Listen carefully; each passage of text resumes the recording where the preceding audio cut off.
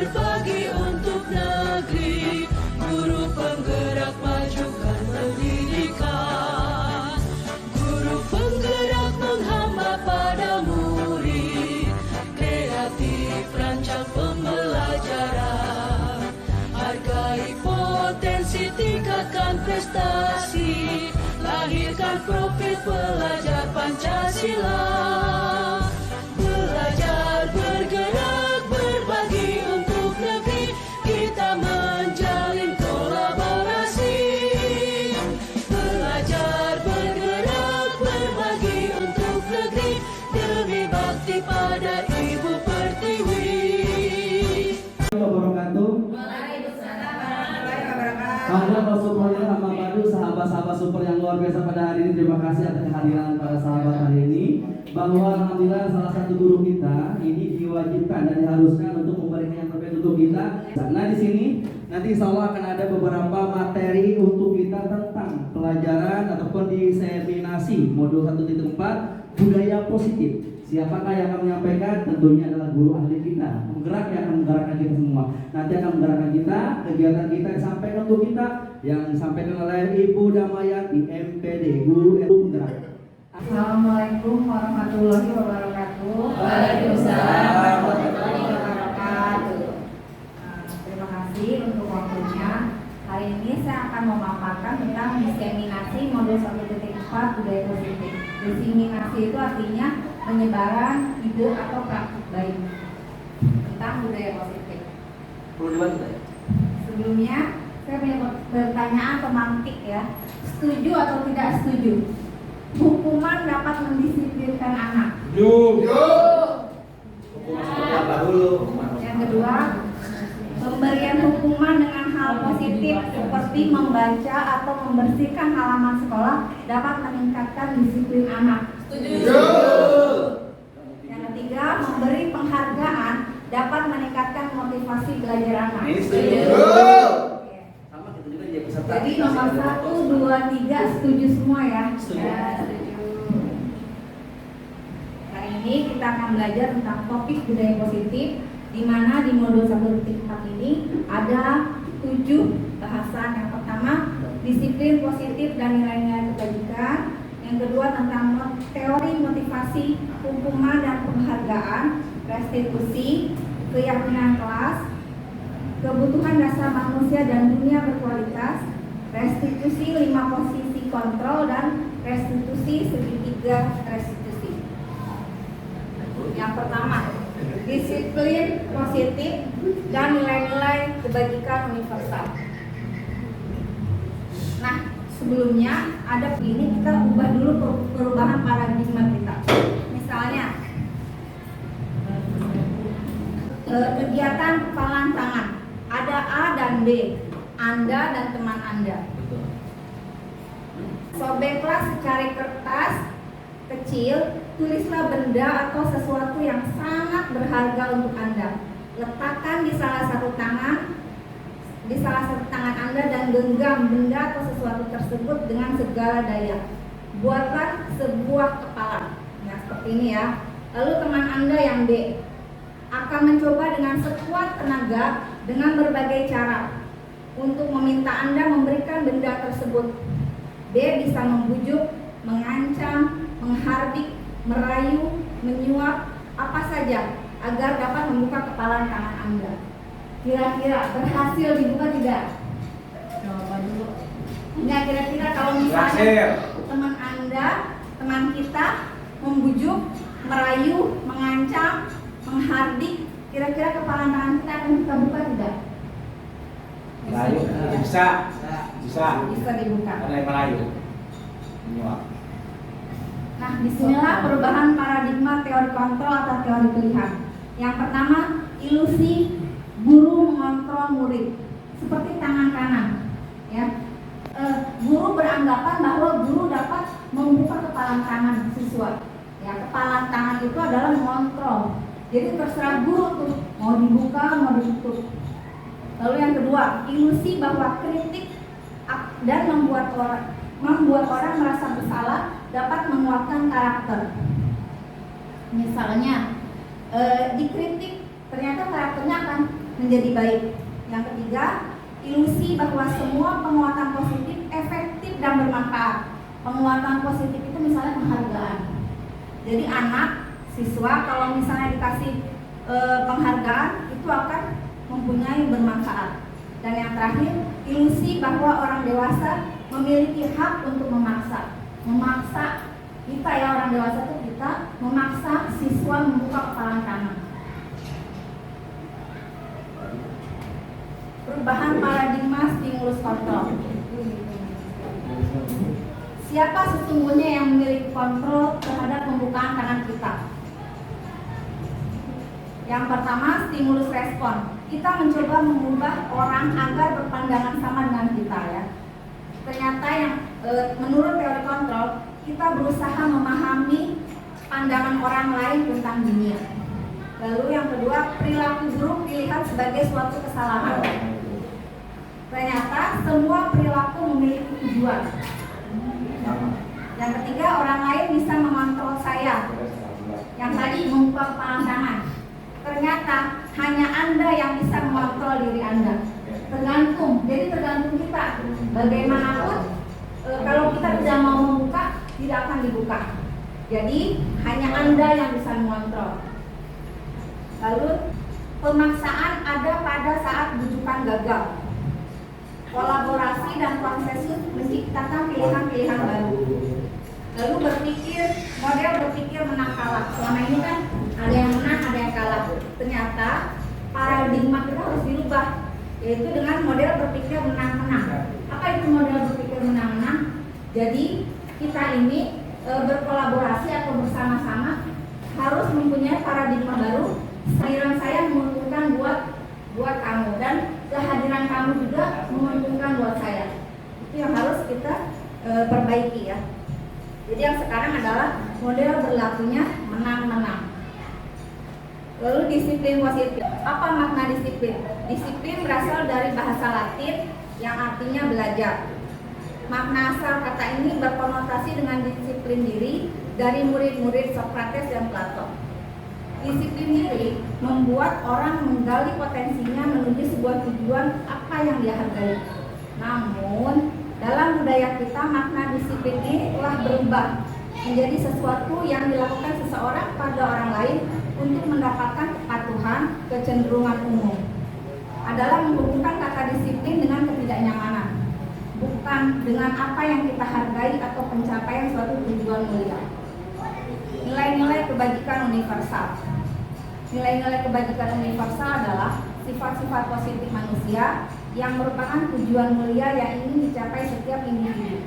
Nilai-nilai tersebut bersifat universal dan lintas bahasa, suku bangsa, agama maupun latar belakang. Setiap perilaku atau perbuatan memiliki suatu tujuan. Seperti siswa ya, siswa misalnya berlaku mengganggu temannya, pasti dia punya tujuan. Dengan mengaitkan nilai-nilai kebajikan yang diyakini seseorang, maka motivasi intrinsik itu motivasi dari dalam ya, akan terbangun sehingga menggerakkan motivasi dari dalam untuk dapat mencapai tujuan mulia yang diinginkan. Nilai-nilai kebajikan yang ingin dicapai oleh setiap anak Indonesia kita kenal dengan profil pelajar Pancasila. Seperti yang kita ketahui, profil pelajar Pancasila ada 6. Yang pertama, beriman, bertakwa kepada Tuhan Yang Maha Esa dan berakhlak mulia, berkebinekaan global, gotong royong, kreatif, bernalar kritis dan mandiri. Nah, ini nilai-nilai kebajikan menurut IBO Primary Years Program. Ada toleransi, rasa hormat, mandiri, menghargai, antusias, empati, keingintahuan, kreativitas, kerjasama, percaya diri, dan komitmen. Sedangkan menurut 9 pilar karakter, cipta Tuhan dan segenap ciptaannya, kemandirian dan tanggung jawab, kejujuran atau amanah, diplomatis, hormat dan santun, dermawan, suka menolong dan gotong royong, percaya diri, kreatif dan pekerja keras, kepemimpinan dan keadilan, baik dan rendah hati, toleransi, kedamaian dan kesatuan. Nah, ini sedangkan menurut petunjuk seumur hidup dan keterampilan hidup ini lebih banyak lagi. Lalu menurut 7 Essential Virtues Ini nilai-nilai kebajikannya. Lalu menurut proyek nilai-nilai kebajikan ini teori motivasi hukuman dan penghargaan restitusi. Kita akan bahas satu-satu. Teori motivasi perilaku manusia. Jadi motivasi manusia itu ada 3. Yang pertama untuk menghindari ketidaknyamanan atau hukuman. Jadi misalnya nggak terlambat biar nggak dihukum. Nah itu namanya motivasinya eksternal. Lalu untuk mendapatkan imbalan, pengen nggak mau terlambat biar dikasih hadiah, itu sama motivasi eksternal. Dan yang ketiga untuk menghargai diri sendiri, nggak mau terlambat karena saya mempunyai nilai kebajikan. Misalnya ingin disiplin, jadi mau ada hadiah, mau ada hukuman itu nggak berpengaruh. Nah itu namanya motivasi dari dalam diri atau internal. Merdeka menurut Ki Hajar Dewantara, merdeka itu artinya tidak hanya terlepas dari perintah, akan tetapi juga cakap buat memerintah diri sendiri. Jadi kita harus bisa memerintah diri kita sendiri. Dihukum oleh penghargaan. Nah, ini di sini saya kaget banget ya, karena ternyata penghargaan berlaku sama dengan hukuman. Dalam arti meminta atau membujuk seseorang melakukan sesuatu untuk memenuhi suatu tujuan tertentu dari orang yang memintai atau membujuk. Dorongannya eksternal. Jadi eksternal itu dari luar. Saya mau melakukan itu karena ada imbalannya. Gitu. Nah itu namanya dari luar, bukan dari dalam. Dan akan ada faktor ketergantungan. Jadi nggak mau melakukan itu karena harus kasih hadiah. Jadi tergantung terus. Beberapa dampak dari pemberian penghargaan. Jadi penghargaan itu nggak baik. Ya. Yang pertama adalah pengaruh jangka pendek dan jangka panjang. Penghargaan itu hanya untuk jangka pendek aja. Karena misalnya kamu mau dikasih, kalau kamu melakukan ini akan dapat hadiah. Ya dia mau. Tapi lama-lama dia juga nggak mau karena inti dasar dari manusia itu ingin merdeka, nggak mau diperintah. Jadi penghargaan itu hanya bersifat jangka pendek. Yang kedua, penghargaan menghukum. Kenapa itu penghargaan menghukum? Karena penghargaan itu merusak motivasi internal, merusak motivasi dari dalam diri. Kalau nggak dikasih penghargaan, saya nggak melakukan itu. Jadi penghargaan itu menghukum diri kita. Lalu yang ketiga, penghargaan mengurangi ketepatan. Jadi ada suatu riset, ada anak-anak yang mengambil, diberi suatu kata. Kalau dia benar mengambil kata kartu tersebut, dia akan diberi permen. Kalau dia salah, nggak diberi permen. Ternyata anak-anak yang diberi permen itu banyak melakukan kesalahan dibandingkan dengan anak-anak yang tidak diberi permen. Jadi penghargaan itu mengurangi ketepatan. Yang keempat, penghargaan tidak efektif. Jadi penghargaan itu kalau motivasinya eksternal. Jadi kalau nggak ada penghargaan ya udah, jadi tidak efektif. Lalu penghargaan merusak hubungan. Jadi misalnya nih, kita memberikan penghargaan di kelas, lalu anak yang nggak dikasih penghargaan kira-kira iri tidak? Nah, iri. Karena dia iri, makanya mungkin aja jadi musuhan. Jadi penghargaan itu merusak hubungan. Atau penghargaan itu misalnya karena penghargaan itu membuat orang saingan, ya saingan kan? Nah itulah merusak hubungan. Jadi penghargaan itu bisa merusak hubungan karena ada persaingan. Selanjutnya, penghargaan menurunkan kualitas. Ada riset mahasiswa yang bekerja di suatu kantor berita, jika dia berhasil membuat suatu artikel, maka dia akan diberi hadiah. Ya, dikasih reward. Lama-lama mahasiswa yang diberi reward itu ternyata otaknya menjadi tumpul, kreativitasnya menjadi hilang dibandingkan dengan mahasiswa yang tidak diberi penghargaan. ya justru mahasiswa yang tidak diberi penghargaan akan terus berupaya mencari ide-ide kreatif segar. Sedangkan yang diberi penghargaan lama-lama dia akan menurunkan kualitasnya. Selanjutnya, penghargaan mematikan kreativitas seperti yang tadi. Lalu penghargaan mengurangi motivasi intrinsik. Jadi dengan kalau anak terus-terusan dikasih penghargaan, dia melakukan hal baik dikasih penghargaan, dia melakukan hal baik dikasih penghargaan, lama-lama dia tidak akan mempunyai motivasi intrinsik atau motivasi dari dalam diri. Saya harus begini, saya harus begini.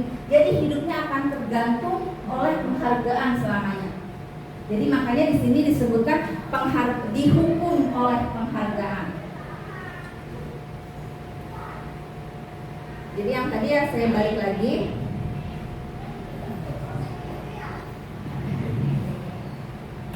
Pemberian penghargaan dapat meningkatkan motivasi belajar anak. Benar atau tidak? Tidak.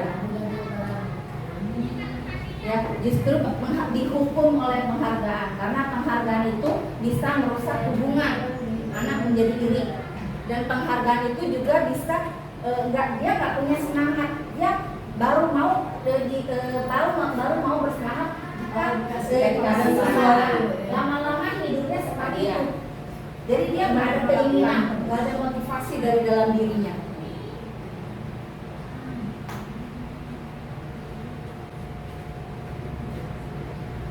Nah, kalau ada anak, saya mau kasih penghargaan, gimana caranya? Dalam pemberian apresiasi atau pengakuan, lo diingat beberapa hal. Beri pengakuan secara khusus. Jadi anaknya itu dipanggil oleh kita, nggak perlu orang tahu, perlakuan khusus. Jadi biar itu tidak merusak hubungan dengan teman yang lain. Atau beri pengakuan secara pribadi, sama beri pengakuan kepada semua murid secara bergantian. Jadi tidak ada iri ya. Lalu beri pengakuan secara konsisten terus menerus, jadi bergantian, secara bergantian, dan fokus pada proses. Jadi jangan fokus pada hasil. Misalnya dapat nilai 100 dikasih penghargaan. Justru yang harus dikasih penghargaan itu pada saat dia melakukan prosesnya, gimana cara belajarnya, itu yang harus kita kasih penghargaan, jangan nilainya. Justru harus fokus pada proses, bukan fokus pada hasil. Contoh pemberian penghargaan, misalnya kemarin saya perhatikan nilai kebajikannya, rasa empatimu sangat besar. Situasinya pada saat menolong murid baru di kelas kita. Nah, itu diberi penghargaan. Lalu saya menghargai kepedulianmu pada saat kamu membantu teman-teman di tugas kelompok. Jadi prosesnya, bukan hasilnya. Terima kasih untuk rasa tanggung jawabmu pada saat kamu memungut kertas-kertas yang berserakan di lantai. Jadi pada saat bukannya udah bersih baru dikasih udah bersih. Justru pada saat dia melakukannya prosesnya, justru disitulah yang dikasih penghargaan. Fokus pada proses, bukan pada hasil. Nah, sekarang tadi sudah belajar penghargaan ya. Saya paparkan tentang penghargaan. Sekarang hukuman dan konsekuensi. Kita jawab bareng-bareng ya. Tindakan guru: mencatat 100 kali di dalam buku kalimat "saya tidak akan terlambat lagi karena terlambat ke sekolah". Kira-kira hukuman atau konsekuensi? Konsekuensi. Oke. Lari mengelilingi lapangan basket 2 kali karena terlambat hadir di sekolah. Murid diminta untuk push up 15 kali karena tidak menggunakan masker ke sekolah.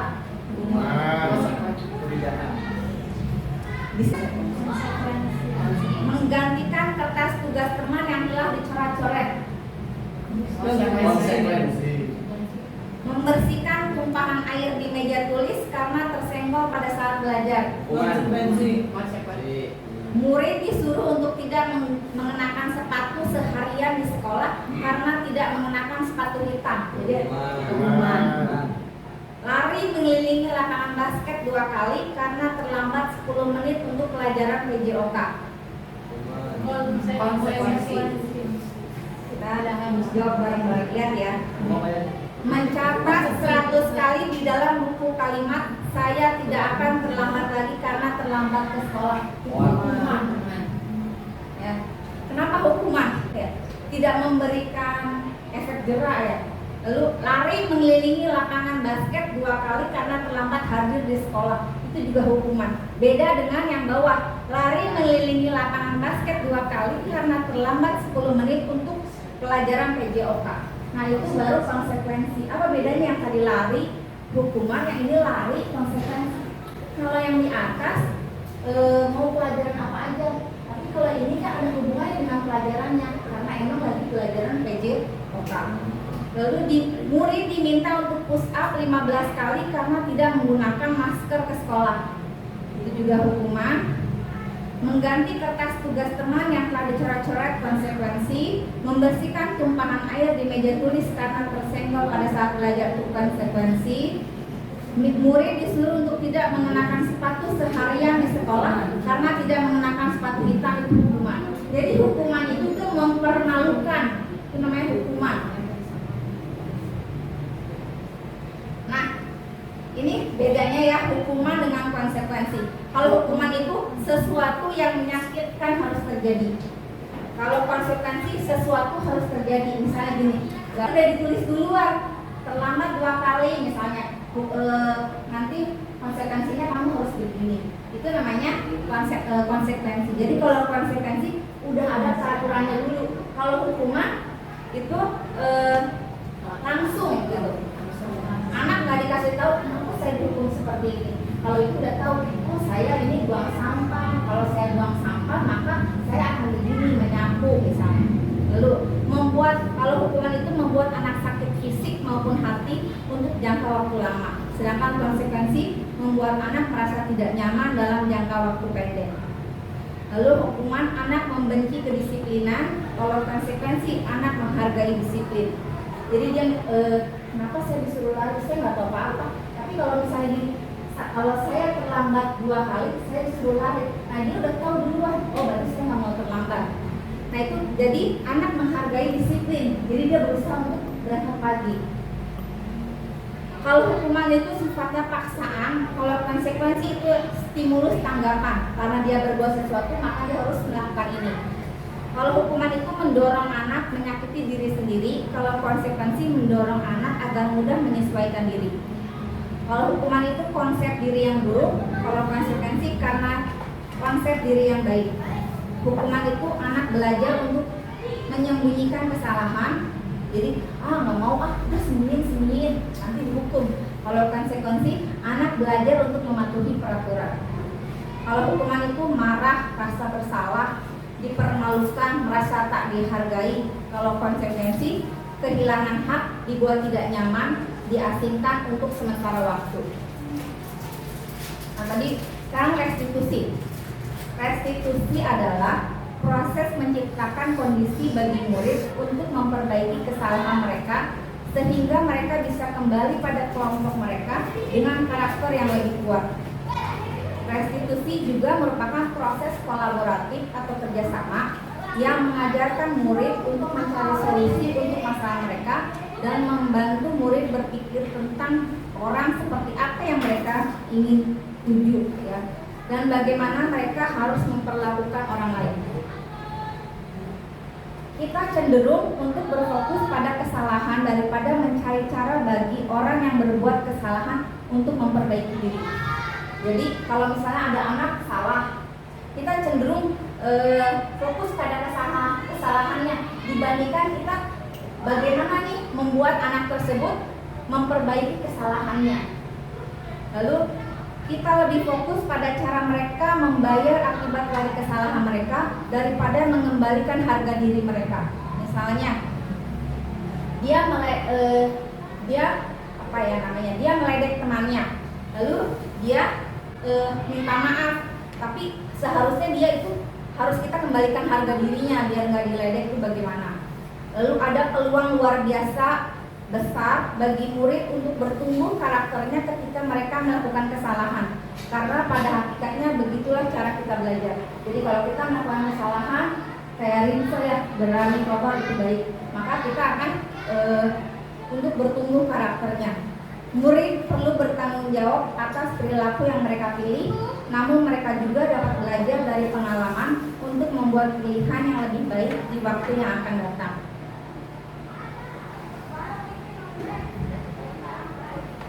Ini ya kalau bedanya hukuman, konsekuensi, dan restitusi.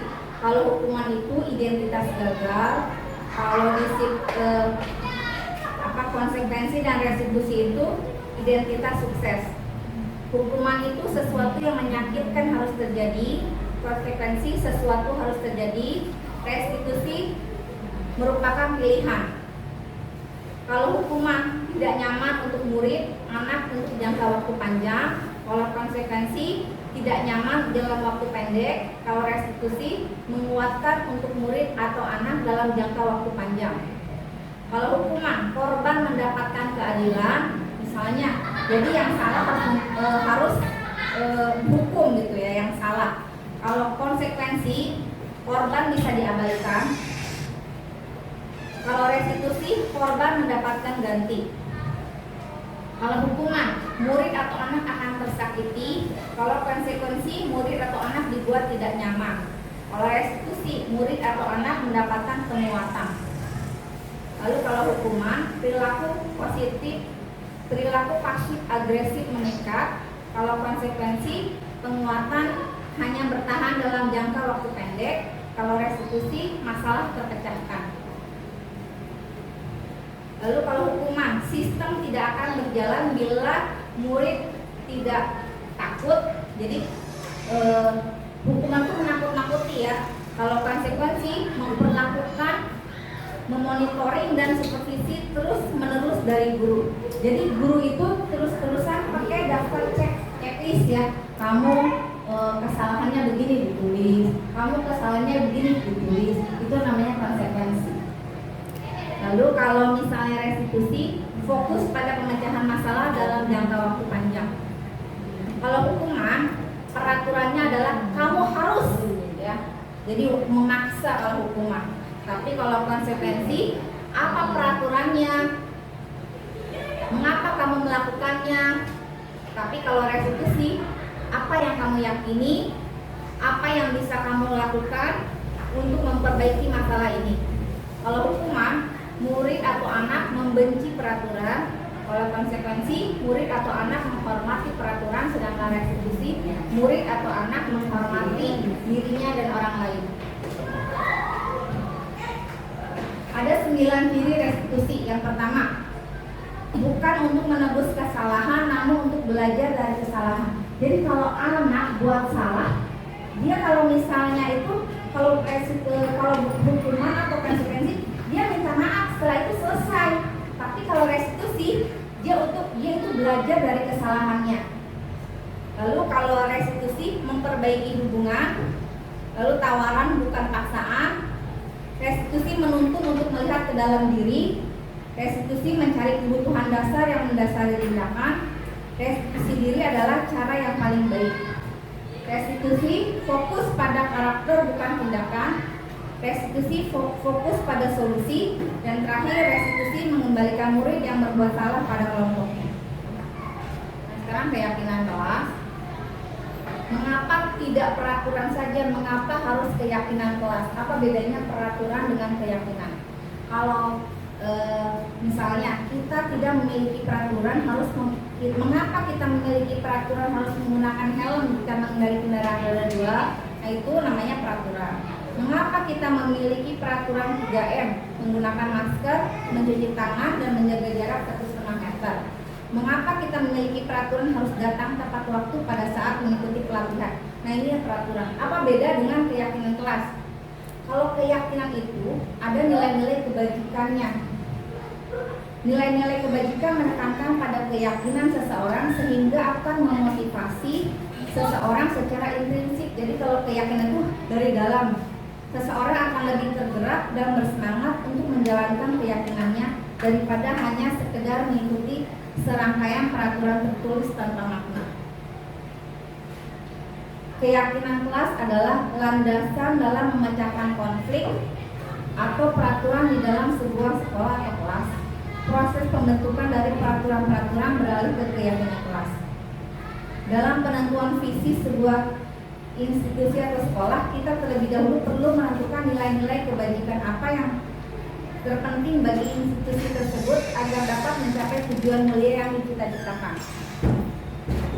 Jadi misalnya visi sekolah kita, kebajikan tadi itu kan udah dibahas ya. Keyakinan kelas itu ada menghormati, menghargai, hormat. Kita tulisnya satu, bisa disiplin. Berarti disiplin itu banyak. Nah, ini dari peraturan kelas berubah menjadi keyakinan kelas, lalu ke lingkungan positif dan akhirnya menjadi budaya positif. Yang mana merupakan keyakinan kelas? Nah, ini yang mana yang merupakan kesepakatan kelas? Yang mana yang merupakan keyakinan? Yang berdasarkan nilai-nilai kebajikan? Yang mana? Yang mana? Mana C? Kegiatan pendalaman keyakinan kelas tabel T dan Y. Nah, ini contoh keyakinan kelas misalnya. Jadi kita tuh cukup menulis pertama, kita tulis dulu misalnya amanah, disuruh cara membuat keyakinan kelas ya. Kita tulis dulu, sekarang pakai tidak boleh, pakai kata tidak misalnya. Tidak boleh mengganggu teman. Tidak boleh apa lagi? Tidak boleh nyontek. Tidak boleh nyontek, berarti tidak boleh apa lagi? Tidak boleh lari-lari di kelas. Tidak boleh apa lagi? Tidak boleh ngantuk. Tidak boleh berisik di dalam Anak kelas. laki-laki tidak boleh berambut panjang. Apalagi boleh berkuku panjang. Nah, itu tidak boleh. Dari tidak boleh itu, dari tidak boleh itu kita ubah menjadi kalimat positif. Contohnya, tidak boleh membuang sampah sembarangan. Diubah menjadi kalimat positifnya apa? Buanglah sampahnya sembarangan. Tidak boleh lari-lari di dalam kelas. Dibenarkan di dalam kelas berjalan. Berjalan dengan sopan di dalam kelas. Lalu misalnya tidak boleh anak laki-laki tidak boleh berambut panjang. Bukan berarti Alangkah eloknya berambut pendek untuk anak laki-laki. laki-laki berambut pendek. Lalu misalnya tidak boleh tidak boleh datang terlambat. Harus datang tepat waktu. Lalu tidak boleh laki-laki tidak boleh memakai celana ketat. Harus memakai celana sewajarnya. Jadi kayak gitu. Tidak boleh mengecat rambut. Apa? Tidak boleh mengecat rambut. Tidak boleh mengecat rambut. Rambut alami, rambut berwarna alami. Nah, itu dari tidak boleh diubah menjadi kalimat positif. Nah, sekarang kita buat keyakinan kelas. Jadi pertama anak sama kita disuruh nulis tidak boleh, tempelkan di papan tulis. Kalau udah selesai ditempelkan di papan tulis tidak boleh itu bareng-bareng kita ubah menjadi kalimat positif. Kalau sudah kita jadikan kalimat positif, kita ubah menjadi keyakinan kelas. Contohnya datang tepat waktu, berarti apa itu? Keyakinan kelasnya disiplin. Lalu misalnya apa lagi ya? Nggak boleh kuku panjang. Berarti Ya tidak boleh berkuku panjang. Itu apa? kebersihan. Buang sampah pada tempatnya. Kebersihan. Bersihan. Apalagi ya? Rapian tuh ngomong Apa? Rambut gondrong. Ya, rambut gondrong. Rambutnya rapi. Kan udah kalimat positif. Rambut rapi. Kerapihan. Ya. Nah, jadi tapi kita jangan banyak-banyak, usahakan 3-5 saja disiplin kelasnya atau keyakinan kelasnya. Jadi cukup nulis aja di kelas. Hormat, disiplin. Dia udah tahu penjabaran disiplin itu apa. Jadi jangan nulis peraturan kelas. Kenapa nggak nulis peraturan kelas? Cukup nulis kata-kata kebajikan universal saja. Karena pada dasarnya manusia itu tidak mau perintah. Kalau kita menuliskan nilai nilai-nilai kebajikannya saja, maka akan timbul di dalam dirinya motivasi di dalam diri untuk menjadi lebih baik. Itu menurut penelitian. Tapi cukup menuliskan 3 sampai 5 saja keyakinan kelas. Kan misalnya disiplin, itu banyak banget kan penjabarannya. Lalu kerapihan, itu banyak banget penjabarannya. Jadi anak misalnya cukup keyakinan kelasnya aja yang ditempel di kelas. Nah sekarang peraturan ya, kita ubah ke keyakinan kelas. Selalu kembalikan buku ke tempatnya. Disiplin. Apa? Menaruh buku ke tempat. Ya, disiplin. Dilarang mengganggu orang lain. Ini ya, keyakinan kelas. Nilai-nilai kebajikan. Ini.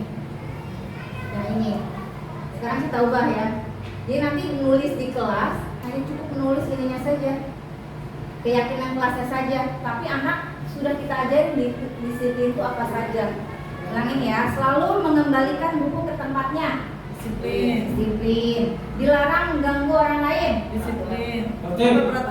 Saling menghormati. Iya. Hadir di sekolah 15 menit. Disiplin. Disiplin. Dilarang melakukan kekerasan.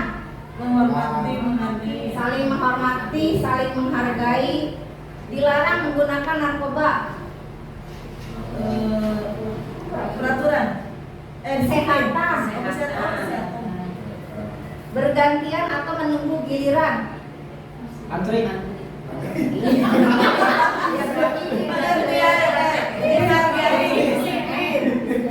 Gunakan masker. Peraturan. Kebersihan.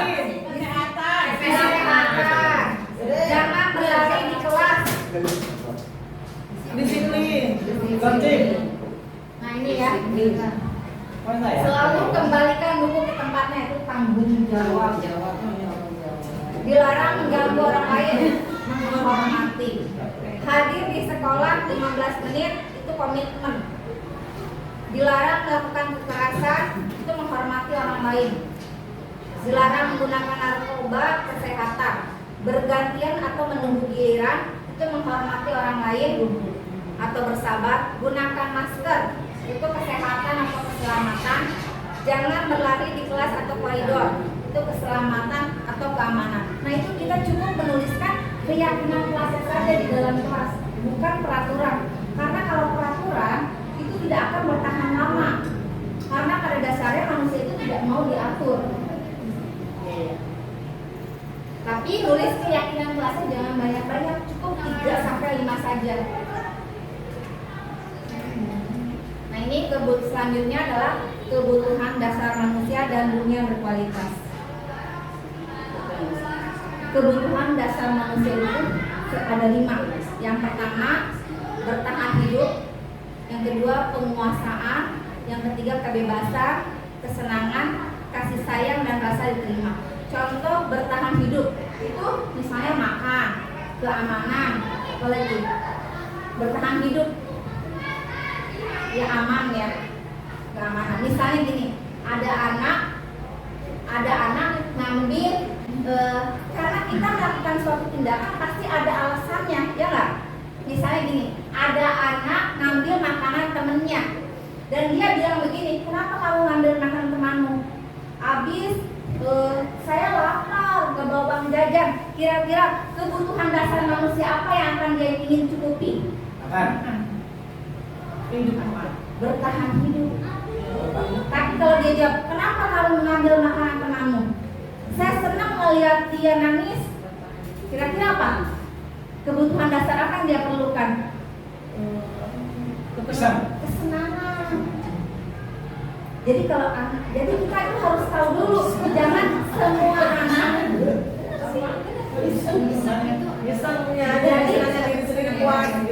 jadi setiap anak itu melakukan suatu kesalahan, kalau sudah ditanya alasannya apa, berarti penanganannya juga beda. Misalnya dia jawab, kenapa kamu mengambil makanan temanmu? Karena saya lapar, nggak punya uang jajan. Berarti dia bertahan hidup. Ada kebutuhan dasar yang ingin dia pertahankan, dia ingin bertahan hidup. Tapi kalau kenapa kamu dia itu kebutuhan dasarnya apa anak tersebut? Kesenangan, dia butuh kesenangan. Misalnya lagi, nasihat kepada anaknya beda. Kalau anak jawabnya karena saya nggak bawa uang jajan, beda dengan anak jawabnya karena saya senang nggak dia nangis. Kebutuhan dasar dia apa? Karena setiap manusia, setiap kita melakukan perbuatan pasti ada kebutuhan dasar yang ingin dicukupi. Contohnya, misalnya, kenapa sih anak-anak yang rata-rata kurang pintar itu di luarnya dia itu misalnya jadi apa ya, suka nangisin anak-anak atau suka malakin? Kenapa? Kira-kira kebutuhan dasar apa yang dia cukupi? Butuh kesenangan. Butuh penguasaan. Kenapa? Karena selama ini di kelas dia tidak bisa menguasai kelas karena dia pengetahuannya kurang, jadi dia nggak bisa menguasai kelas, nggak bisa menguasai temannya. Jadi di luar dia misalnya suka malak, suka apa, dia akan ada kebutuhan dasar yang ingin dia cukupi dalam dirinya, yaitu penguasaan. Jadi beda. Kalau ada anak, kalau kita aja kenapa kamu begini, dia jawab begini, berarti kebutuhan dasar apa yang ingin dia cukupi dalam dirinya. Beda perlakuan ya. Kalau apa ya? Kamu kan nggak nulis sih, malah diem aja, bosan. Berarti kebutuhan dasar dia apa? Kebebasan. Jadi kita tuh jangan langsung menghukum anak itu sama rata, ya, atau menasihati anak sama rata. Tergantung kebutuhan dasar apa yang ingin dia cukupi.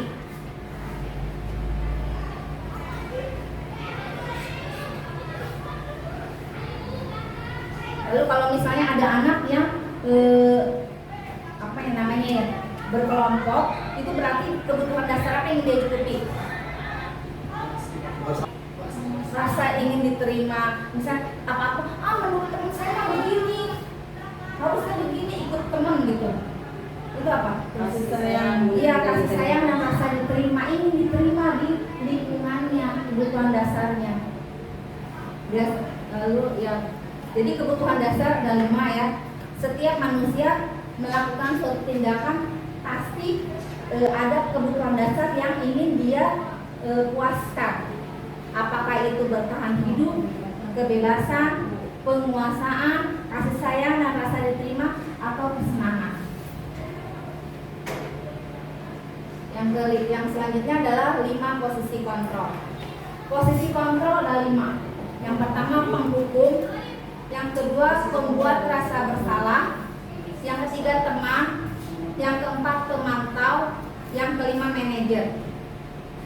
Kalau penghukum, guru sebagai penghukum biasanya dia itu sukanya menghardik.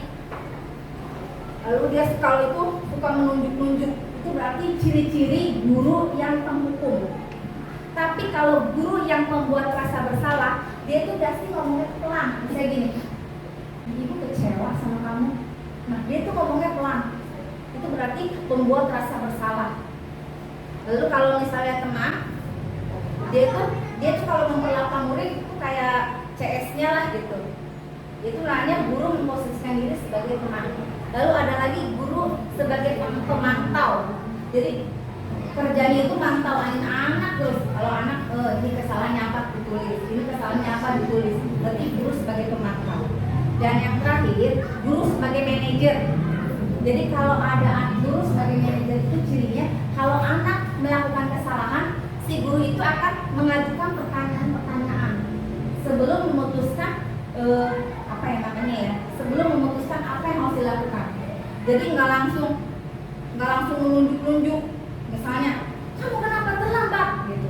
Enggak, dia kenapa ditanya dulu alasannya kamu apa yang terlambat, kebutuhan dasar apa. Saya terlambat karena misalnya ngantuk, berarti dia kebutuhan dasarnya apa? Malas. Bukan, berarti dia kebutuhan dasarnya itu Perhatian. apa? Bertahan hidup, Bertahan. kelelahan. Lalu kalau guru sebagai penghukum, dia sering mengatakan seperti ini, kalau kamu tidak melakukannya, awas ya, Itu berarti posisi kontrol guru sebagai penghukum. Betul. Lalu kalau posisi kontrol guru sebagai pembuat rasa bersalah, dia akan mengatakan kamu seharusnya ngurusin kamu. Nah itu pembuat rasa bersalah. Jadi anak itu aduh aku begini, bikin ibu guru stres gitu. Kalau misalnya teman ibu gurunya atau pak gurunya sering bilangnya begini, ayolah lakukan demi bapak, ayolah lakukanlah demi ibu. Masa kamu tidak mau? Nah itu berarti posisi diri kita itu sebagai teman. Ingat tidak, ibu pernah bantu apa sama kamu? Itu berarti posisi diri kita sebagai teman. Yang keempat, kalau pemantau, guru itu pasti akan ngomong begini. Kalau pemantau itu pasti dia akan punya peraturan-peraturan. Dia akan begini, apa peraturannya? Misalnya dia terlambat, apa peraturannya? Tapi kalau guru yang manajer, apa yang sudah kita yakini? Kan si anak panggillah disiplin, kan gitu kan? Berarti kamu sudah melakukan sesuai keyakinan kamu belum? Makanya kalau manajer itu biasanya mengajukan pertanyaan-pertanyaan. Lalu kalau hasilnya nih, kalau penghukum biasanya, kalau penghukum itu hasilnya adalah anak menjadi pemberontak. Kalau kita ada di posisi penghukum, maka anak itu bukan yang nurut, malah anak akan menjadi pemberontak, menyalahkan orang lain. Anak suka berbohong, berarti kita sering ada di posisi penghukum. Kalau anak sering berbohong. Tapi kalau misalnya kita sering ada di posisi pembuat rasa bersalah, hasilnya adalah anak menyembunyikan atau anak menyangkal. Jadi dia nggak itu ya, karena takut. Kalau posisi kita sebagai teman, anak itu akan bertergantungan. Aduh nggak ada pak guru itu, aku nggak mau Jadi tergantung pengen sama guru itu aja. Maunya kalau dinasihati sama guru itu aja. Itu berarti kita biasa memposisikan diri kita terhadap anak itu sebagai teman. Tapi kalau anak kita sebagai pemantau, menyesuaikan diri bila diawasi. Ada si ibu ini, aku harus salin. Tapi kalau ada ibu guru itu mah biarin aja, lewat aja kalau ada guru. Lalu kalau anak sebagai kalau kita memposisikan diri sebagai manajer, maka akan menguatkan pribadi. Mau ada guru, mau nggak ada guru, dia akan seperti itu. Pribadinya, motivasinya intensif karena dia punya keyakinan diri, keyakinan universal. Kalau misalnya guru sebagai penghukum, muridnya biasanya ngomongnya begini, biarkan saja, nanti juga marah-marah lagi si ibu itu mah. Tapi kalau guru yang membuat rasa bersalah, murid akan bilang, maafkan saya ke gurunya karena dia sering, bikin ibu isi. Berarti maafin saya bu. Berarti si guru tersebut membuat anak merasa bersalah. Kalau merasa bersalah itu akan membuat anak rendah diri. Kalau kita terus-terusan berada di posisi kontrol, membuat rasa bersalah. Lalu kalau misalnya kita berada di posisi kontrol sebagai teman, anak itu akan menjadi lemah, tidak mandiri. Ya. Kalau kita ada di posisi pemantau, itu anak itu akan peraturan aja. Tapi kalau hanya takut kalau ada guru itu, ingatnya cuma dari peraturan. Tapi kalau anak kita sering memposisikan diri sebagai manajer, itu anak itu akan berkata, bagaimana caranya agar saya bisa memperbaiki kualitas diri saya, bisa memperbaiki disiplin diri saya. Karena dia udah punya keyakinan, mau ada orang, mau nggak ada orang, dia udah menanamkan keyakinan diri tersebut. Nah sekarang kita jawab bareng-bareng ya. Kalau ada guru yang ngomong begini, saya kecewa sekali dengan kamu. Itu biasanya gurunya memposisikan diri sebagai apa? Kecewa dengan kamu. Saya kecewa dengan kamu. Teman. Saya kecewa. Oh itu apa? Memposisikan diri sebagai pembuat rasa bersalah. Kamu tidak pernah benar melakukannya. Penghukum. Ya, penghukum. Ayolah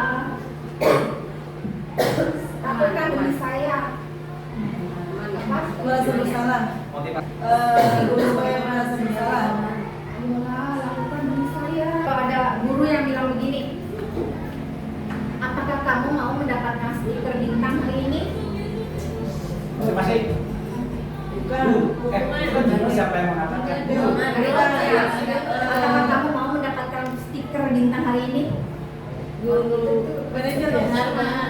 Teman, Jess. Guru atau KPG guru yang mengatakan? Enggak nih ya, jadi diulang nih ya. 5 posisi kontrol guru, ada 5 posisi kontrol. Yang pertama penghukum, yang kedua pembuat rasa bersalah, yang ketiga teman, yang keempat pemantau. Pemantau itu biasanya mengawasi, dia itu sibuk mikirin peraturan-peraturan, dia itu berapa kali kamu buat salah, berapa kali kamu melakukan ini, berapa kali kamu melakukan itu namanya pemantau. Manajer, kalau manajer itu berarti mengarahkan, memberikan alasan-alasan kenapa kamu melakukan itu. Jadi ada, kalau manajer itu ada komunikasi. Nah, ulangin ya, saya kecewa dengan kamu. Itu guru yang sisi dirinya apa? Frustrasi. Membuat rasa bersalah. Lalu kamu tidak pernah benar melakukannya. Manajer. Tidak pernah benar melakukannya. Pemantau. Manajer. Ayolah, lakukan demi saya. Terus bagaimana? Dari S. Apakah kamu mau mendapatkan stiker kebaikan hari ini? Manajer. Nah, Pemantau. Pemantau itu pokoknya kalau dia melakukan hukuman, kalau dia melakukan kesalahan dia akan dihukum. Kalau dia melakukan kebaikan, dia dapat stiker kebaikan, dia dapat penghargaan. Itu berarti pemantau. Capek gak jadi pemantau? Capek. Karena setiap hari harus mengawasi. tulis. Bagaimana kamu bisa menyelesaikan masalah ini? Manajer. Kamu selalu yang paling terakhir. Membuat rasa bersalah. Kamu tidak akan mendapatkan bintang bila tidak menyelesaikan tugas ini. Mantau. Berapa kali sih saya sudah mengatakan kepada kamu Teman. Pemantau. membuat rasa bersalah. Berapa kali sih saya sudah membuat. Kalau penghukum itu biasanya kata-katanya itu tinggi. Membuat rasa bersalah. Kalau pembuat rasa bersalah, biasanya kata-katanya itu rendah, justru nyesek ke hati ya. Berapa kali sih saya harus ngatain ini sama kamu? Itu lembut. Penghukumnya itu pembuat rasa bersalah. Kalau penghukum itu hasilnya anak akan menjadi pemberontak. Kalau pembuat rasa bersalah itu membuat anak menjadi rendah diri. Ingat bukan apa yang telah saya lakukan untuk kamu? Manajer. Apa yang telah saya lakukan untuk kamu? Mantau. Teman. Kamu tidak akan pernah berhasil dalam hidupmu. Manajer. Penghukum.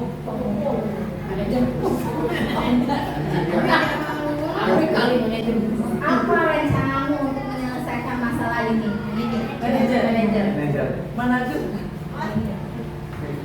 Saya kecewa sekali dengan kamu. Gak usah Membuat saya salah. kecewa sekali dengan kamu. Membuat salah. Itu saya jawaban. Benar melakukan. Apa itu? Kamu tidak pernah benar melakukan. Berarti kamu dari sini. Ayolah, lakukan demi Bapak. Apa itu? Apakah kamu mau mendapatkan stiker kebaikan? Bagaimana kamu bisa menyelesaikan masalah ini? Kamu selalu yang paling terakhir. Nah, kalau kita mau anak kita atau murid kita menjadi seorang yang merdeka, mandiri, bertanggung jawab, berarti selama di sekolah atau di rumah, posisi kontrol apa yang harus kita pakai? Apa? Teman, manajer. Kalau teman, anak akan selalu bergantung sama kita. Oh, posisi Manajer. Wih, Kalau manajer itu, kalau manajer itu, kalau anak melakukan suatu kesalahan, pasti diselidiki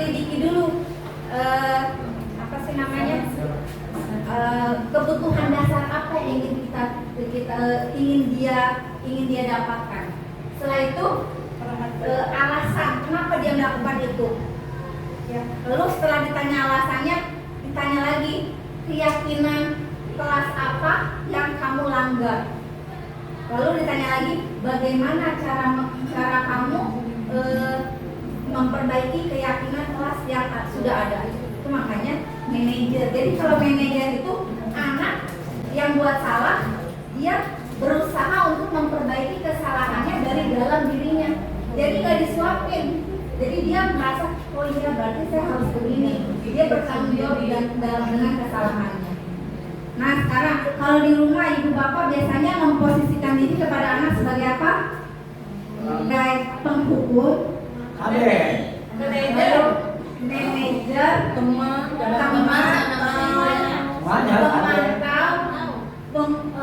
atau apa sih namanya? Pembuat merasa bersalah. Makin. Kira-kira yang paling baik itu jadi apa? Manajer.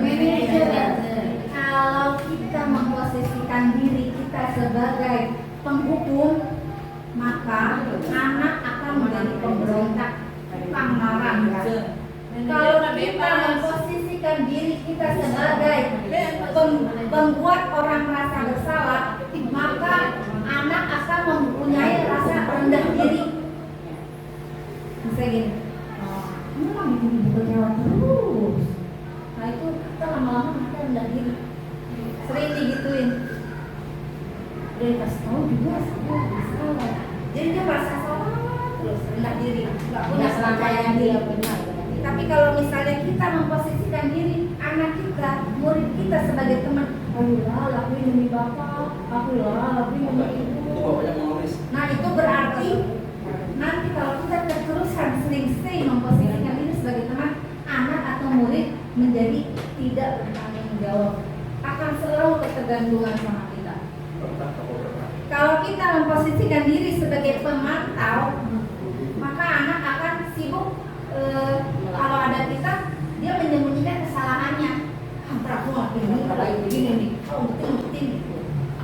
Tapi kalau kita memposisikan diri kita sebagai manajer, kalau misalnya dia salah, jadi dari manajer itu informasinya data.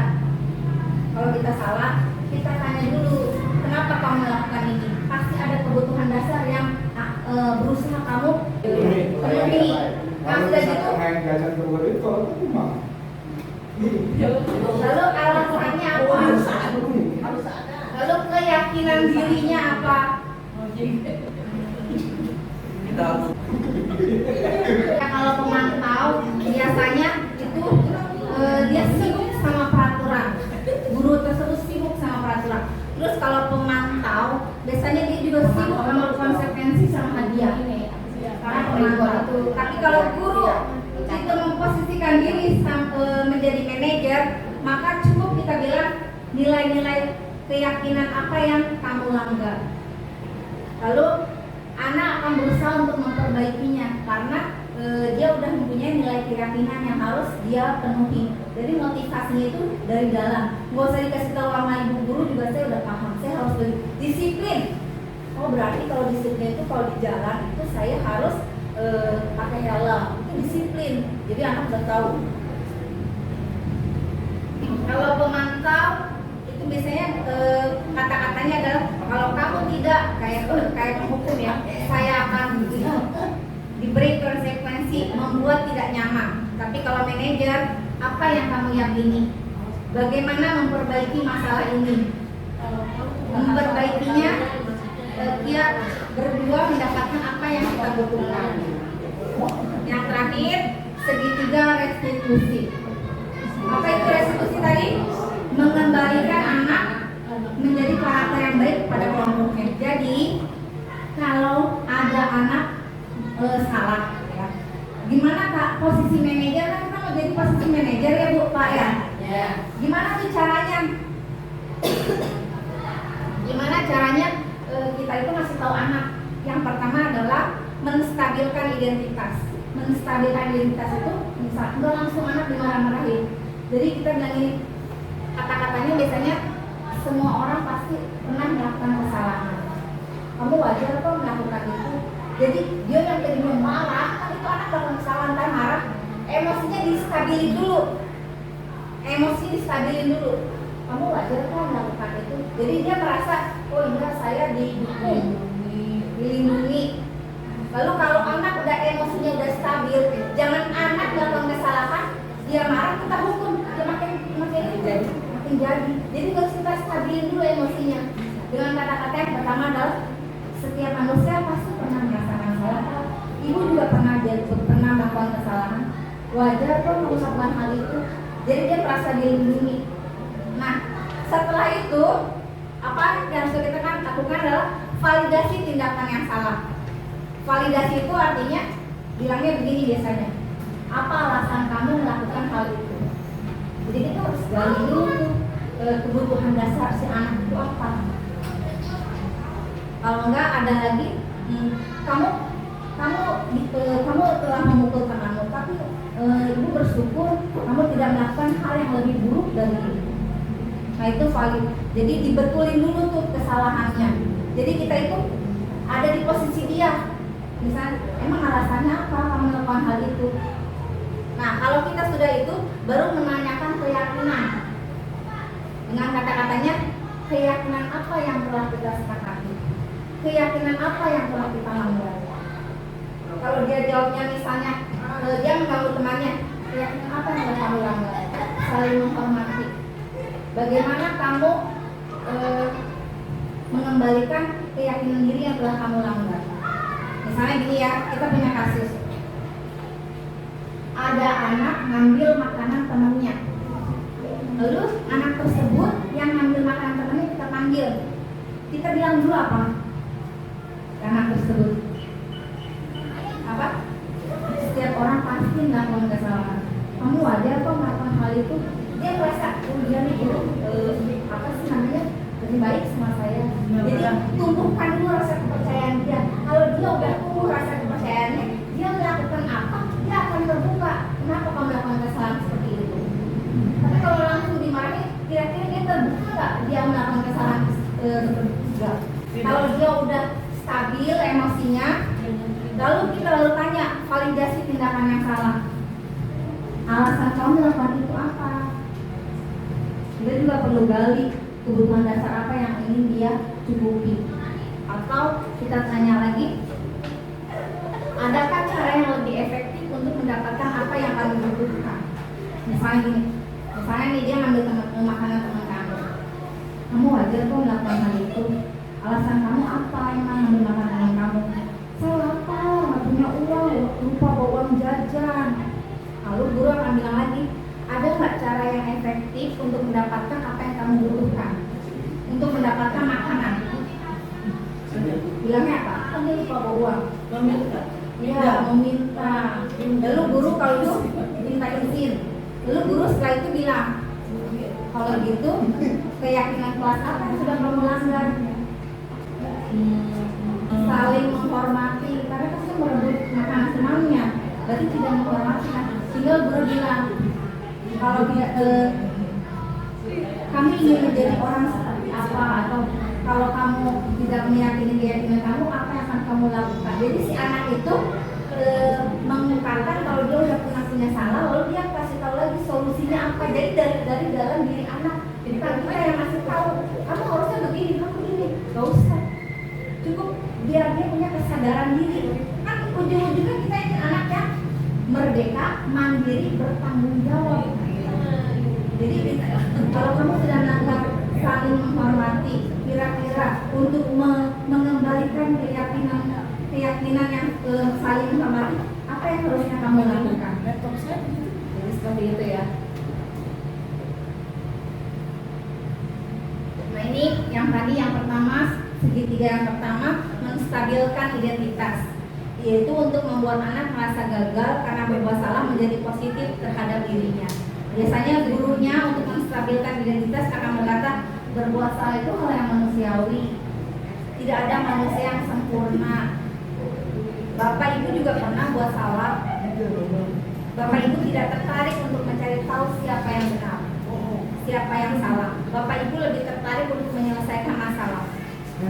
Ya, jadi seperti seperti ini kalau untuk menstabilkan diri kita. Lalu yang kedua, validasi kebutuhan. Membantu murid mengenal basic need atau kebutuhan dasar yang tadi apa alasannya kamu melakukan itu. Kita kan pengen tahu juga alasan dasar dia melakukannya.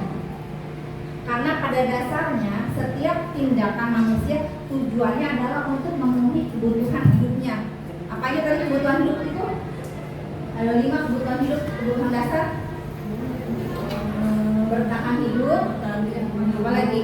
Penguasaan, kebebasan, kasih sayang dan rasa diterima, kesenangan. Nah biasanya guru itu akan berkata, kamu bisa saja kan melakukan hal yang lebih buruk, tapi kamu tidak melakukannya. Kamu pasti punya alasan mengapa melakukannya. Apa yang penting bagi kamu? Nah ini yang terakhir, menanyakan keyakinan.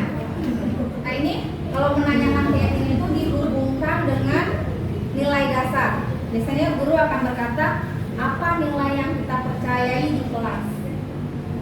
Nilai-nilai universal apa yang telah kita sepakati?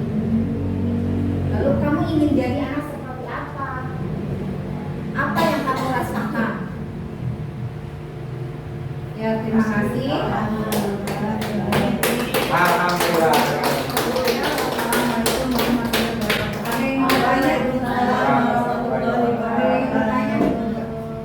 Kebiasaan anak itu wajar kamu melakukan kesalahan. Kalau selalu begitu kan apa anak itu nanti kebiasaan, nanti terus bikin kesalahan lagi, kesalahan lagi. Enggak, kan dia itu kan akan yang ketiga ya namanya anak kita harus terus diingatkan. Kalau terus-terusan diingatkan akan tumbuh keyakinan dirinya.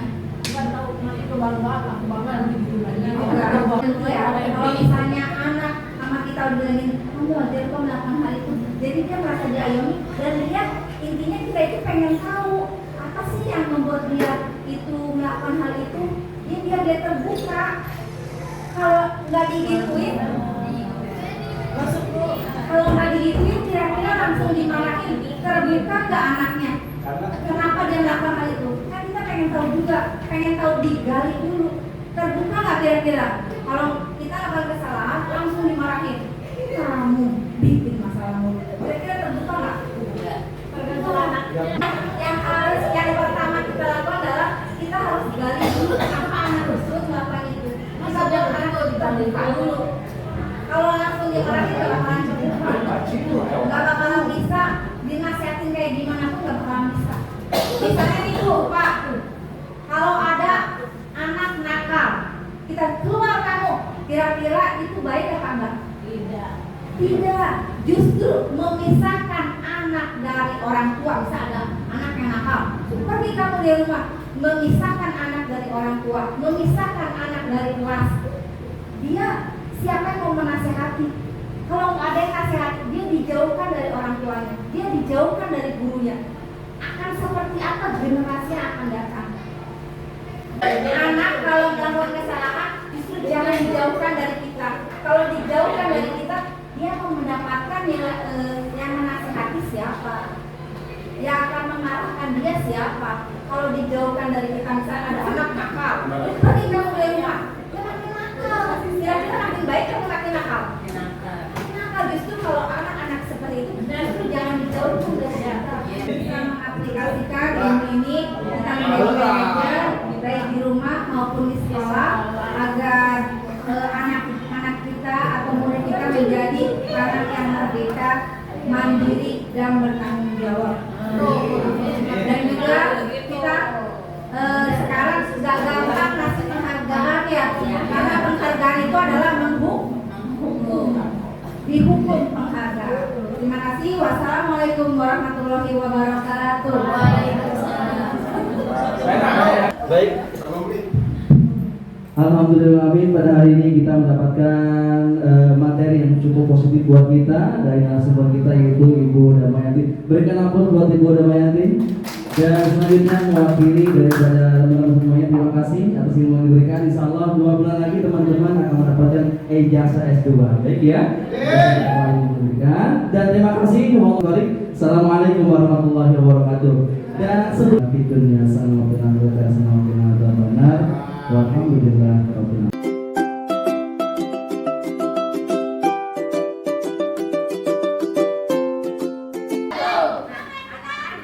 Hari ini kita akan belajar menulis keyakinan kelas kita ya. Sebelum menulis keyakinan, kalian silahkan menulis di sticky note apa yang akan kamu buat menjadi keyakinan kelas kita. Paham? Silahkan buatkan sticky note-nya dan tulis di sticky note-nya.